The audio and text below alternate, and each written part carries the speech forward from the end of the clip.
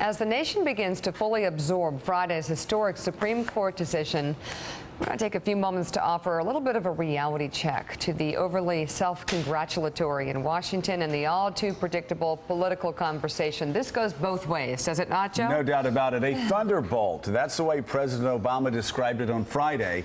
And that was the banner headline in Lynchburg, Virginia's News in Advance. And that is the swiftness with which same-sex marriage has become the law across the United States.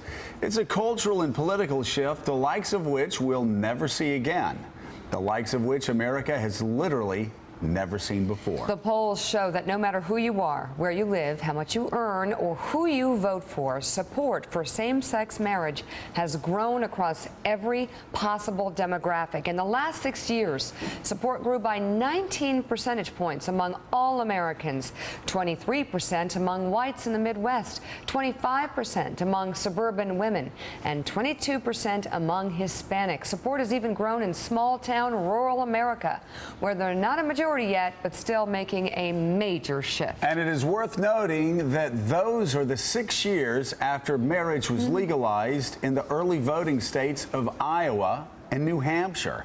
The overall change is largely attributed to the openness which society has accepted gay Americans in the past decade. In 2004, 62% told pollsters they personally know or work with gays and lesbians. This spring, that number had risen to 77%. So while it's true that only 5 men and women ruled in support of marriage on Friday, they did so with the support of millions. On the political level, this chart shows the speed of the victory compared to interracial marriage, prohibition, women's suffrage, and legalized abortion. These were fights that stretched across decades for wins at the federal level. Same-sex marriage did it in less than a generation. In fact, did it in a dozen years. The practice had long been simply illegal until a Massachusetts court decision in 2003 inspired a wave of legislators to add bans to their state constitutions. The following year, it was on the ballot in 13 states. Bans won overwhelming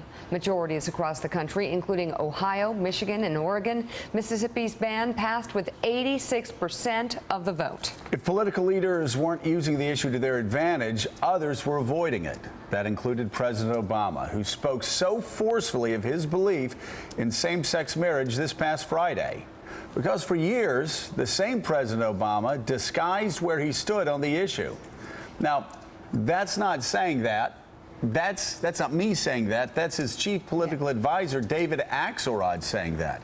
The man who guided him from the Illinois State House, Senate, to the White House. In his book published this winter, Axelrod wrote that the future president told him long ago, "I just don't feel my marriage is somehow threatened by the gay couple next door."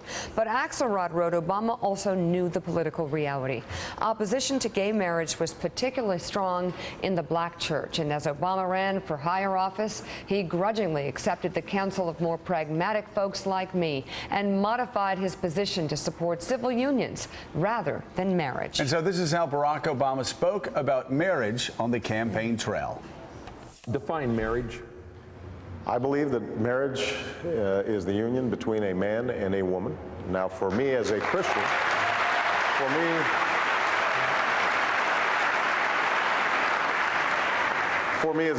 it's also a sacred union. God's in the mix. That was August 2008 at Saddleback Church in California. Yes, his faith. It was his faith in 2008 that made him believe that marriage could only be between a man and a woman, Mika. That was moving his faith. Obama said that at a time when supporters of same-sex marriage were fighting a ballot proposition to preserve their rights. On Election Day, they lost that battle, and same-sex marriage came to a halt in California, even as public opinion slowly turned in their favor during the Obama years. The bans spread like wildfire. Still, President Obama would not come out in full support of same-sex marriage. Here he is after repealing Don't Ask, Don't Tell in 2010.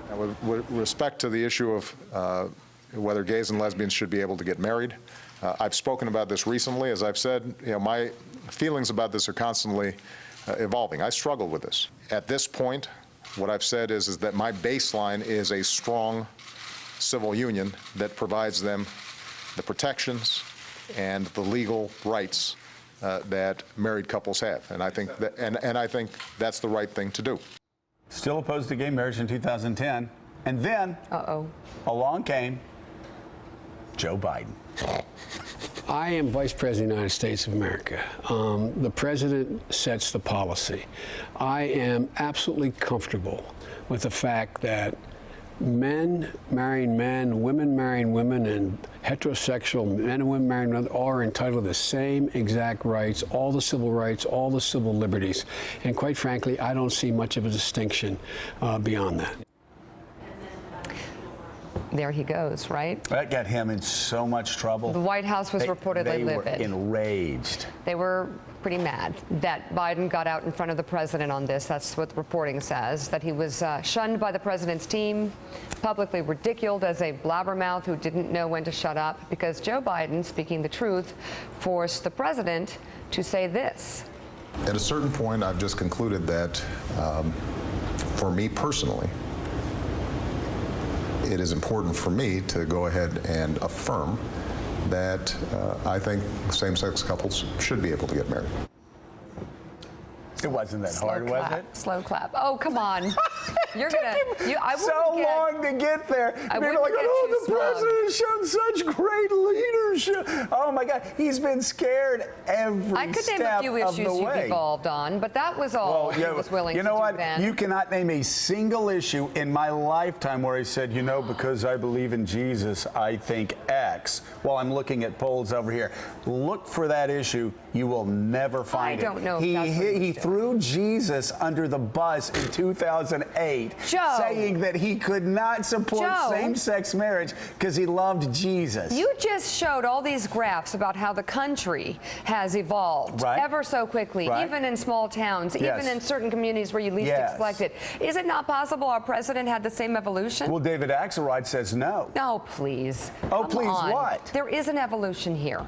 A lot of people I know have experienced this. It's not so I think surprising. so. And also, there's something that's very offensive to me, that there has been a remarkable change over the past 10 years, and people writing articles say, well, you know, maybe it's because of Will and Grace, or maybe, no. More Americans have become more exposed to gay men, lesbian women that they know, that they're married to, and suddenly they go, wait a second.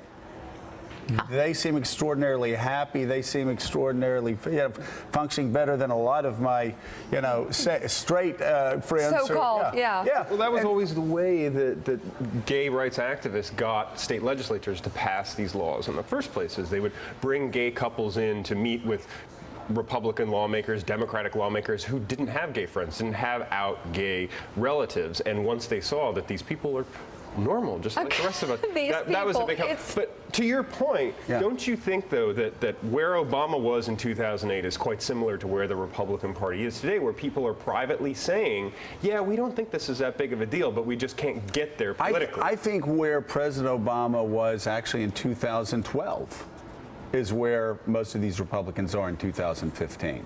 I do think, though, that like President Obama, many of these Republicans have a party that is split on this, and younger Republican voters, younger 60%, conservatives, who want the federal government out of their health care, they want the federal government out of their pocketbook, they want the federal government out of their lives, they want the federal government out of people's bedrooms. That is a split that's been coming in the Republican Party for quite some time, and we're seeing it in full effect right now. So, for the first time in a long time, Mike Barnicle, if you have a conservative candidate on the far right blowing, fire over this issue, there will be younger Republican voters that vote in primaries that will not be standing up and cheering. Well, that is one of the more interesting elements of this discussion, and we can talk about what happened in the court last week until ad nauseum. We can talk about it.